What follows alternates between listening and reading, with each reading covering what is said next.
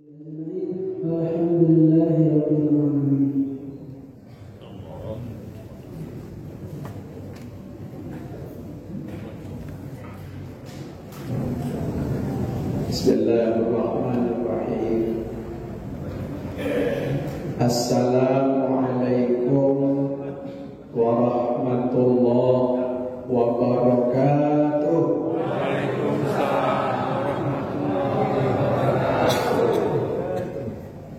Alhamdulillah. Alhamdulillahi rabbil alamin. Wassalatu wassalamu ala rasulillahi ajma'in. Amma ba'd. Yang saya hormati pengurus Masjid Ad-Din, Bapak Imam, Bapak-bapak, ibu-ibu, jamaah sholat tarawih yang dirahmati Allah Subhanahu wa ta'ala. Masih semangat, Pak? Ibu, masih semangat, Bu? Alhamdulillah. Malam ini sudah malam yang ke-20 kita sholat tarawih. Artinya ya lebih kurang 9 malam lagi atau 10 malam lagi kita sholat tarawih. Nah, bapak-bapak, menjelang akhir Ramadan kita ini, malaikat Jibril datang kepada Rasulullah sallallahu alaihi wasallam. Dia memberikan 3 wasiat. Nah, maka judulnya 3 wasiat malaikat Jibril. Nah, bapak-bapak hadirin sekalian,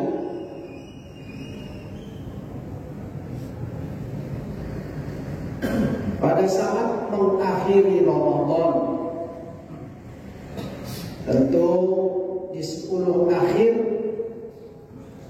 maka malaikat Jibril makin rajin berkunjung kepada Rasulullah untuk menyimak bacaan-bacaan Al-Quran dari Rasulullah. Dan malaikat Jibril memberikan wasiat. Ada 3 wasiatnya. Wasiat pertama, kata Jibril, yusini Jibril bin nisa'i. Kata Jibril, ya Muhammad, tolong perhatikan kaum perempuan. Jadi wasiat pertamanya, tolong perhatikan kaum perempuan. Wasiat yang kedua, yusini Jibril bil jari. Dan yang kedua, perhatikanlah hubungan tetangga. Wasiat yang ketiga, yusini Jibril as-salatu bil jama'ati. Wasiat Jibril yang ketiga, jangan lupa sholat berjamaah. Nah, 3 wasiat. Perhatikan kaum wanita, perhatikan hubungan dengan tetangga, dan jangan lupa sholat berjamaah. Itu wasiat malaikat Jibril kepada baginda Nabi Muhammad sallallahu alaihi wasallam. Dan wasiat itu juga tentunya ya untuk kita sebagai umat Nabi Muhammad. Wasiat ini yang pertama, tolong perhatikan kaum perempuan. Karena masyarakat Arab ketika itu menganggap bahwa kaum perempuan itu adalah kaum nomor dua. Yang pertama itu laki-laki. Nah, yang perempuan kala itu memang tidak ada nilainya. Jadi ibu-ibu, pantaslah kalau setelah Islam bersyukur kepada Allah karena harkat dan martabatnya diangkat melalui agama Islam, sehingga Islam mengangkat harkat dan martabat kaum perempuan, mengatakan an-nisa imadul bilad, kaum perempuan tiang negara. Oh, itu bayangkan itu. Kalau tidak tuh, waduh, perempuan ketika zaman itu cuman ibarat trofi bergilir, piala bergilir. Malam ini si A yang pakai, malam besok si B yang pakai, terus begitu. Cuman sekedar ya pakaian laki-laki. Nah, maka oleh karena itulah pesan malaikat Jibril, ya Muhammad, perhatikan kaum perempuan. Karena kalau tidak Nabi memperhatikannya, umatnya nanti akan tidak memperhatikan umatnya, memperhatikan kaum perempuan. Nah, itu. Jadi Pak,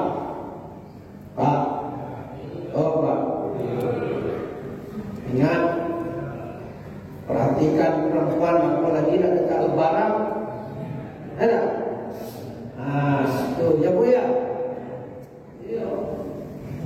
Di dalam Islam itu tidak diatur bahwa tidak ada hadis yang menyebutkan nyuci itu tugas ibu-ibu dado. Nyuci piring, nyuci baju, masak, tugas ibu-ibu dah. Ya Bu ya, bukan tugas ibu-ibu. Nah, Pak, jangan pula Bapak tadi. Itu tugas ibu-ibu, nyuci piring, nyuci masak. Bukan. Tugas bersama. Lihat Nabi Muhammad sampai menjahit bajunya sendiri, Pak. Nabi Muhammad membantu nyuci, itu memperhatikan kaum perempuan. Bu, betul tak kira-kira itu? Ucapan betul itu. Mulai besok Bu, ibu tidak usah nyuci piring. Ya. Tapi ingat Bu, ingat, kaum perempuan itu terhadap suaminya dia harus as-salihatu qanitat, kata Allah dalam Quran. Kaum perempuan yang soleh adalah yang patuh dan taat kepada suami. Nah, besok pagi kalau suami kita nyuruh cuci piring, ibu wajib taat. Nah, gitu. Ya Bu ya. Cuci piring, cuci baju, itu pula ada. Cuman Bu, kita suami istri harus saling membantu. Ada cerita Bu, jadi istrinya kok lapa kerja dari pagi, ngempel, nyuci, masak, urus anak. Lakinya aku gawainya main HP dan gawe main Facebook. Sudah selesai ini kok tadi cuci, diletakkannya itu ember di depan lakinya. Kok aku minta tolong jemur pakaian ini. Dengan santainya suaminya mengatakan, jemurlah dewe. Santai dia jawabnya. Aku kata istrinya, Bang, aku minta tolong jemurkan ini baik. Aku dari pagi tadi capek, sudah nyuci piring, ngepel, ngurus anak, bagi makan anak, biarkan makanan. Nah, minta tolong jemurkan ini. Habis sholat kau deh. Bang capek, bang kau pula kau kata dia. Nah, kalau kau capek tak usah. Semua itu pula dia bercakap. Dan macam itu deh. Ini itu macam mana kalau aku kawin lagi, supaya kau tak capek. Jadi ada yang nolong kau, yang ngurus anak dengan cuci piring. Kamu berbagilah kerja kan? Macam mana kira-kira? Aku kata istrinya, bang, tangan aku dewek, kau baju aku nak beli, Allah miskin, tak kawin pula. Ya, susah apa itu, kata dia. Tak macam tu bang, kata dia. Kalau aku ni payahnya nampaknya, kata dia, miskin hidup itu macam mana kalau aku kawin lagi, kata dia. Atau bini. Ya abang tu nak main HP, mainlah. Pakai laki yang baru pula yang kerja. Gitu. Akhirnya aku kata lagi, sudahlah, biarlah aku jemur baju, kata. Akhirnya jemur baju juga kan. Itu ya. Jadi bos sekalian, bahwa kita bapak-bapak laki-laki perlu memperhatikan kaum perempuan. Apalagi nak kita lebaran perlu baju baru, ya kan? Gitu. Apalagi uang belanja sekarang makin mahal, ya. Kadang-kadang belanja dah cukup lagi sekian ratus ribu, sekarang ni kan nak kata arti apa lagi? Kalau dulu 100.000 belanja banyaknya bawa. Ya. Kalau 100.000 tu bawa ke pasar apa ni? Pasar keluarga. Banyaknya bawa balik ikan segala macam kan. Tapi sekarang ya Allah, duit sekarang. Tapi itulah. Kan? Lalu yang kedua, wasiat malaikat Jibril tadi adalah dengan tetangga mesti ingat. Kalau kita terhadap istri tadi memperhatikan, apalagi mau menghadapi lebaran, karena istri sudah tidak ada lagi, siapa yang kita perhatikan? Tetangga kiri kanan kita lihat. Mungkin ada anak yatim, janda-janda miskin. Ya Pak ya? Pak? Oh Pak? Janda-janda miskin. Bukan janda kayu, bukan. Kalau janda kayu harus Bapak pikir lagi. Janda miskin, perhatikan. Gitu. Nabi menyebutkan dalam hadisnya, ya'ti 'alan nasi zamanun yajtaminuna yusalluna fil masajid wa hum la yu'minun. Akan datang satu masa orang berkumpul di masjid, sholat berjamaah, rajin sholat, rajin ngaji di masjid, tapi dianggap tidak beriman. Ini dia ada zaman Pak. Dianggap tidak beriman. Kenapa? Pokoknya ada hadis yang lain. Kata Nabi, la yu'minu ahadukum man kana yu'minu billahi wal yawmil akhir falyukrim jarahu. Barang siapa yang beriman kepada hari akhir, kepada Allah dan hari akhir, hendaknya dia menghormati tetangganya. Nah, ada orang yang rajin ke masjid, rajin ngaji ke masjid, rajin sembahyang berjamaah, tapi dengan tetangga tak punya hormat dengan tetangga. Kata Nabi, la yu'min, tidak beriman. Artinya tidak beriman di sini tidak sempurna imannya. Tidak sempurna imannya orang yang tak baik dengan tetangga. Itulah. Kalau soal sembahyang rajin ke masjid, ngaji rajin majelis taklim, tapi dengan tetangga ya Allah Harusnya bulan puasa pola kita makin mengeratkan tetangga. Beda. Kalau kita masak banyak ibuannya antar ke tetangga. Mentang-mentang hadisnya banyak ibuan antar tetangga, memang kuahnya be yang tak. Isinya tak tahu. Itu hebat kan? Itu. Jadi antar tetangga untuk mengeratkan kita bertetangga. Perhatikan, jangan mengganggu tetangga. Kalau ada batang rambutan itu masuk ke tanah tetangga, dipapas. Jangan nunggu tetangga marah dengan kita. Tidak tiap pagi sampahnya ke rumah kita. Buahnya kita ngambil, dia marah. Itu tetangga ada soleh. Itu tetangga salah. Seharusnya kalau kita tetangga yang baik, ya kan, sampah rambutan kita jangan masuk ke pekarangan tetangga. Suara anjing kita yang tahu tiap pagi, tiap sore, jangan masuk ke telinga tetangga.